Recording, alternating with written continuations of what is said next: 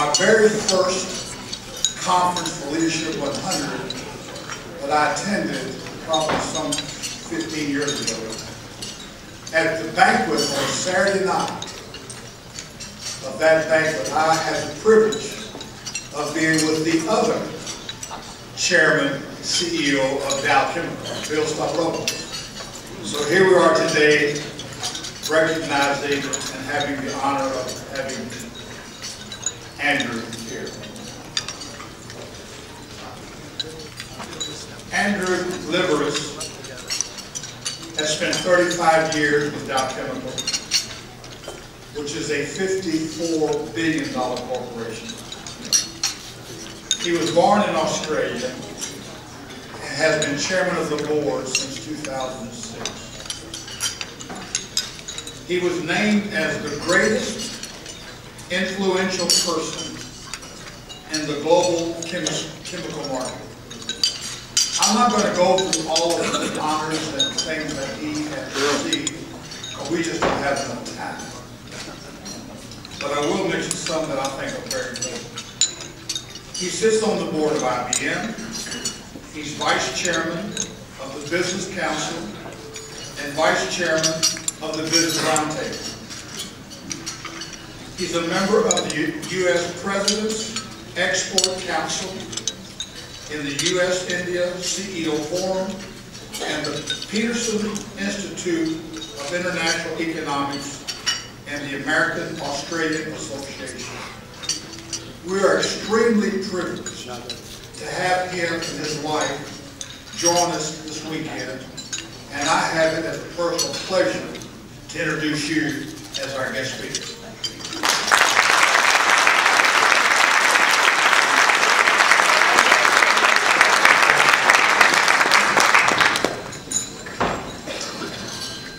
Your Eminence, Constantine, Charles, distinguished Leadership 100 attendees. I apologize in advance for this talk moving 3 times, but I am breathing a sigh of relief that I didn't follow His Eminence after his wonderful talk. I don't think I could have set the bar any higher for myself, so I've now put some distance and food between what His Eminence did a couple of hours ago, which was a pure joy to listen to, and to be here with all of you to celebrate our Hellenism and our orthodoxy and our faith and our pursuit of making sure that brand Greece is still something that we can stand tall for and be proud of, independent of what current events bring us. After all, a nation that gave birth to all the things that matter in this world, whether it be democracy and all of its institutions, entrepreneurism, mercantilism, trade, the things it did in terms of breaking down cultural barriers amongst the crossroads of all the major ethnicities and religions of the world, the birth of Constantinople through the Byzantine era, the wonderful, wonderful traditions and family values and ethics that each one of us has, and each one of us passes generation to generation, is something to be proud of and to stand tall for, independent about what the modern media has to say about current events in the homeland. So it's with great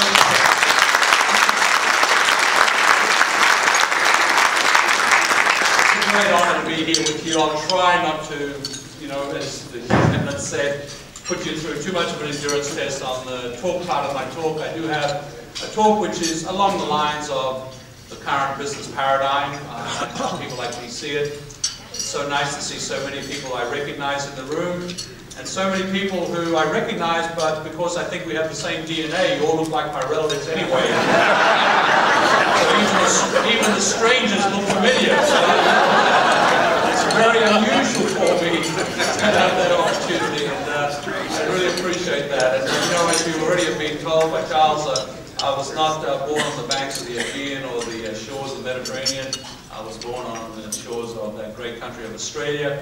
I'm a fiercely proud Australian, and this accent of mine, with a touch of American these days, is something I'm very proud of. Another free country, and one that America, I was saying, in terms of standing tall in every war, Australia is the only country, not Britain, that has been to war with every American call. Every time America calls for a plan.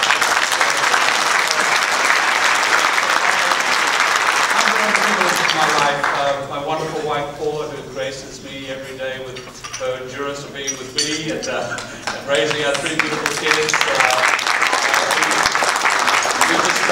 We just have had a miraculous, wonderful, multi-decade experience with this great company called DOW Chemical Company.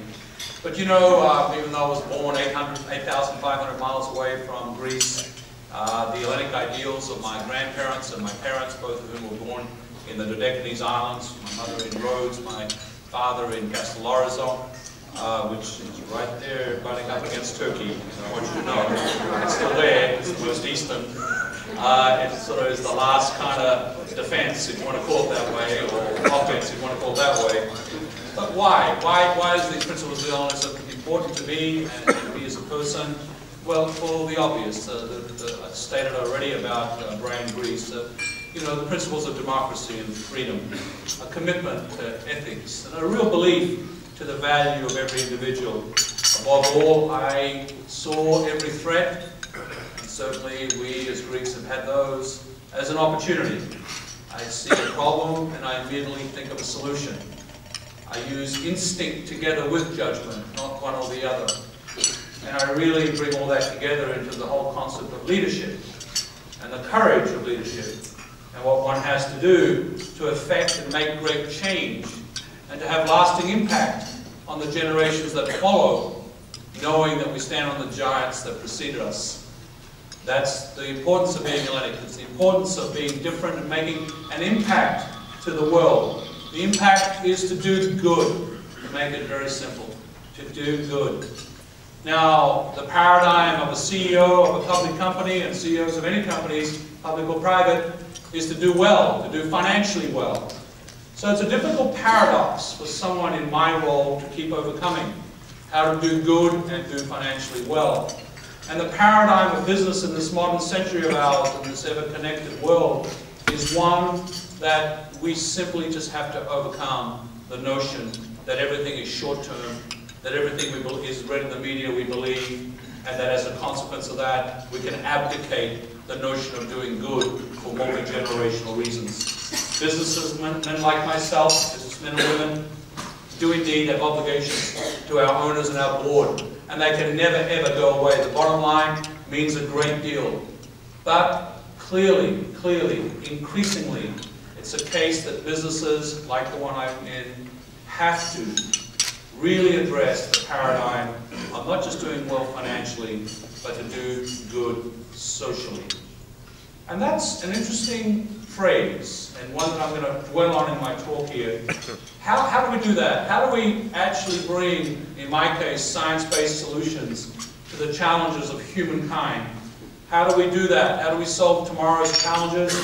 Doing good for society as a whole, always keeping that in your one lens, if you like, while delivering value to the shareholders and other stakeholders in the other lens.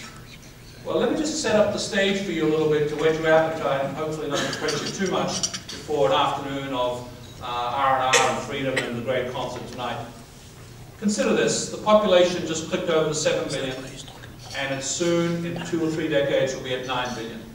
The impacts are enormous. And how we address those impacts, let me give you some factoids. Nearly 1 billion people went hungry in 2010 alone. 1 billion people are out there without food. We will add 2 more billion people to our population, and if we stay in current public policy paradigms, those 2 billion people will enter primarily at the bottom of the pyramid and be also hungry. Generations of hunger. In order to feed these larger and ever more increasingly urban populations, we need to find ways to increase food production from the limited land that God and the planet has made available to us. That must increase by 70% if we stay with just current arable land, or we trim back the world's forests to the point where we create incredible other issues for us, not least the big climate change. But the extra food production, just to put it in human terms, is 1 billion tons of cereals and 200 million tons of meat required in this next period of time, doubling and then tripling what we currently produce. 2 billion people on top of this are moving up the pyramid. They will join the class of the middle class by 2030, 2 billion more. These people are demanding and consuming more. They're consuming more water, more food, and consuming more goods. Goods that actually come from this only planet we have. 99% of food supply just comes from land. We have found no other way to do it. To state the obvious, agriculture and farming is declining, yet the demand is increasing. Each $1 million spent by consumers like us on food has an ecological hit of 1,500 hectares. $1 million of food consumed by anybody, 1,500 hectares are required. We can go on into water.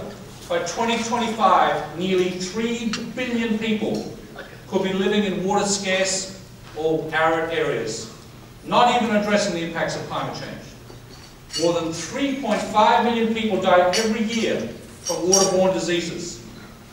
200 million women are not productive because they carry water from rivers to villages.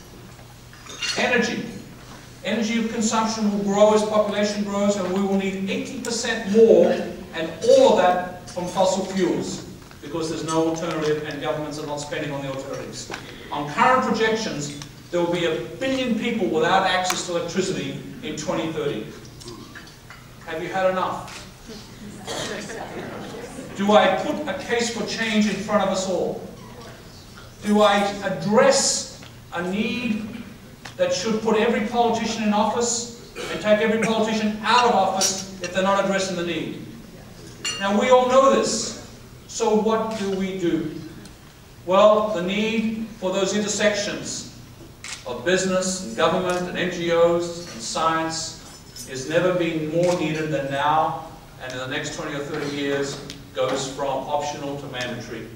The need for companies like mine to manage themselves at those intersections is now a prerequisite for success.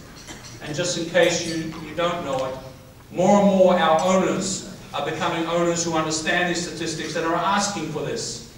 And we should be glad about that. Sometimes they're called activist shareholders, and they're the wrong kind. They're the ones who are trying to turn a buck on a quick turnaround.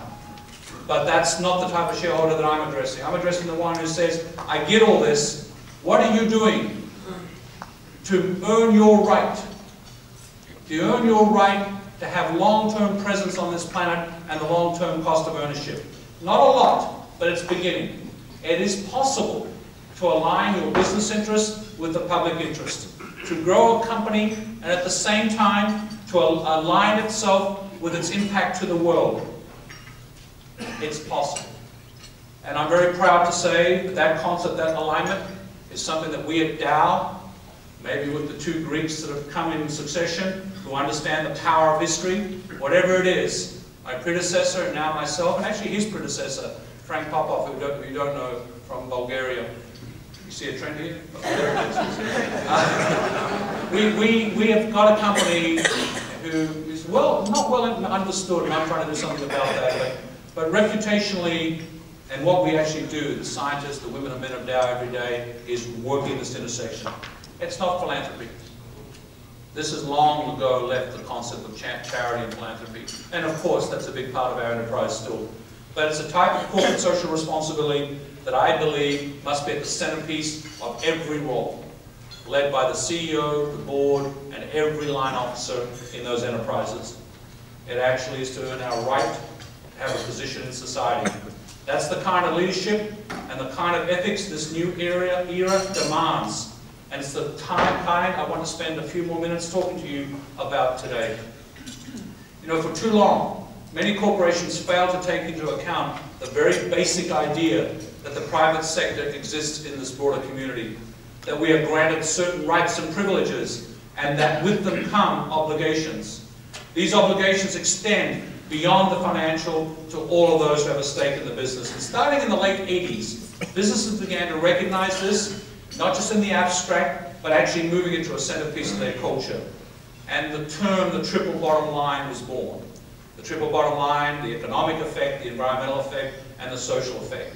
It began taking hold in the corridors of government, the corridors of NGOs, and the corridors of some corporations. The idea was simple. If we operated without a consciousness, if If we failed the character test, if we failed to look beyond the economics of our enterprise, we would compromise this position and this license to operate that I talked about. And that presented a particular kind of challenge to businesses. Basically it says, not only to embrace the obligations of the broader community, but to figure out how to succeed, how to grow, and how to profit while working for the benefit of the community around you. That was something that I grew up with in the Dow Chemical Company, that when I got to this job, I was committed to taking us to the next level. You know, we operate from a small town in the middle of Michigan. Many of you, I know Michael's been there. Those who have been there probably say, well, what the hell are you doing there? 115 years ago, our founder founded us there. The Midwest ideals of this company are exported around the world. We know what it means to be part of a small community. We know what the obligations of a neighbor means.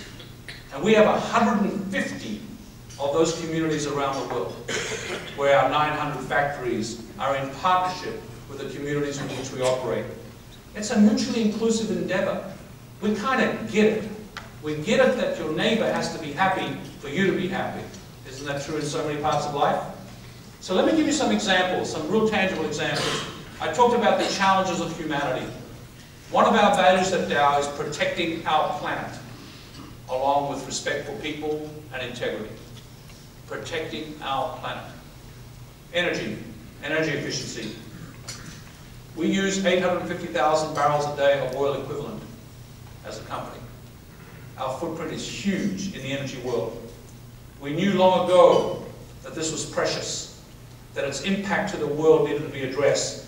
So what we did is we put in place technologies, standards and principles since 1994, money, $2 billion in energy efficiency programs. When we talk about national energy policies, not having energy efficiency standards on a national level is an absolute tragedy to the American population.